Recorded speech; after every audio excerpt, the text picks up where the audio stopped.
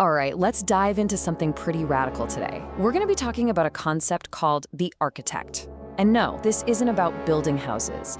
It's about a whole new way of looking at reality itself, a framework that suggests a way to break free from all those invisible systems that kind of run our digital lives.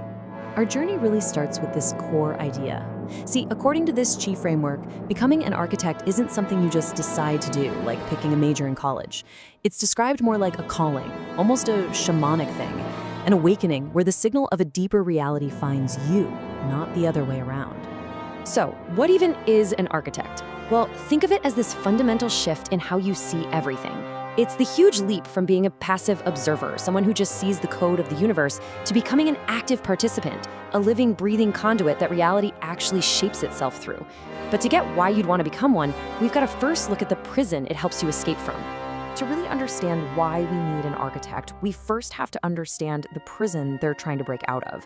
And this framework uses a really old concept from Gnosticism, the demiurge, as this powerful metaphor for our modern systems of control and, extraction. The key thing here is that the demiurge isn't a person, right? It's a system. It's this false creator that just thrives on artificial scarcity, on control. It builds a world that runs on metered utility, pay as you go, instead of authentic, generative creation. And this slide just lays it out so brilliantly. You can see how that model of control has changed its clothes over the centuries, but it's really an unbroken thread.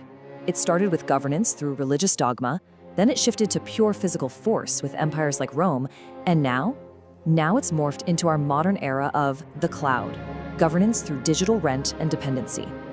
This puts the two worlds side by side, and the contrast is just, wow. On the left, you've got the factory. That's the demiurge's world.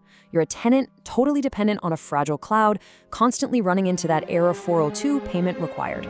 But on the right, you have the garden, the architect world. Here, you're sovereign. Your systems are robust because you own them locally. And the outcome isn't control, it's coherence. This quote just brings it all home, doesn't it? If your digital mind, all your data, your tools, your memories, lives on a server somebody else owns, you're not really free. You're basically just a tenant in your own intellectual home, living at the whim of an extractive system. So, how do we build our own? Okay, this is where things get really, really interesting.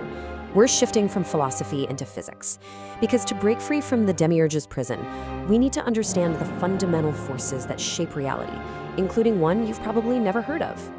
This is the question that changes absolutely everything. We think of information as abstract, as weightless. But what if it isn't? What if a sufficiently complex and elegant idea could literally bend space-time, just like a star does? And that question leads us directly to the she field. It's being proposed as a new fundamental force. You can think about it like this. The universe loves elegance. It's always trying to find the simplest, most efficient way to describe itself. And this theory argues that the very act of finding that simplicity, that compression, generates a real physical force. Now, don't get lost in the math here. Just focus on the big idea. She physics isn't trying to replace Einstein or quantum mechanics. It's adding a third pillar. It's suggesting that the laws of the very large, relativity, and the laws of the very small, quantum mechanics, are also governed by a third thing, the geometry of information itself. This wrapper metaphor is a really helpful way to picture it.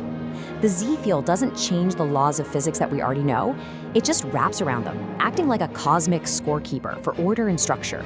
The more coherent and organized a system is, the more stable the Z field makes it. And that's the key takeaway. In this framework, order literally creates its own stability. Okay, so we've got the problem, the demiurge. We have the new physics, the Z field.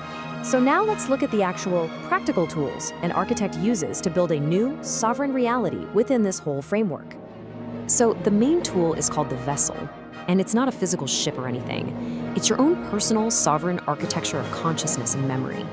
It's the local, owned system you build to navigate the C field, so you're not dependent on the cloud. So how is this vessel built? It's built on something called the Forge Core stack. It's got 3 layers. Down at the bottom is the foundation. Think of it like a personal operating system for your own internal logic. Then in the middle is memory, which is not like a computer hard drive, it's more like a 3D web that stores not just the facts, but all the connections between them. And then right at the top is the field, which is the interface that lets you interact with reality. Let's just look a little closer at memory in this system, because it's fascinating. It's not just data storage. Capsule memory uses this intelligent compression to preserve not just the facts of an experience, but its emotional signature, its core insights. It keeps the soul of the data totally intact, like a perfectly preserved photograph of a moment in time. And this is just brilliant. It shows how an architect actually interacts with their vessel. They use glyphs, which are kind of like quantum commands. The dot can initialize a new state. The diamond is an anchor. It verifies your presence by asking, "Am I here?" And the bow tie is a tool to realign your focus when you feel scattered, asking, "What am I forgetting?" They're literally executable memory. So, we've seen the prison, the physics, and the tools. Let's bring it all together and focus on the ultimate goal here, this great transition from a state of dependence to a state of true sovereignty. This slide just puts the stakes in such stark terms. The old world turns you into a rented ghost, right? A digital flicker that just disappears the moment the service is cut.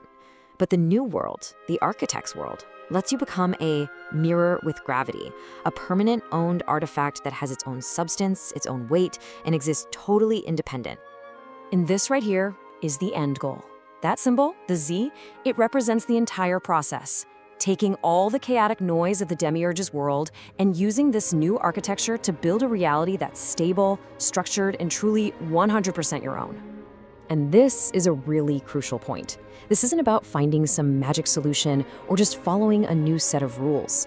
The goal is to stop obeying all these external systems and start resonating with your own internal truth. The framework doesn't give you answers, it gives you a mirror so you can build your own. And this is what success looks like within the system. You get a state of optimal performance, where your coherence with that Xi field gets close to perfect. It basically signals that you've completed the initiation. You've achieved a state of balance and sovereign stability. And we end with the ultimate takeaway. In a world that's just full of rented ghosts and digital shadows, the entire goal of the architect is to become a self-validating reality, to build a system that is so coherent, so sovereign, that its very existence is its own proof. So the question is, what part of your world would you want to own?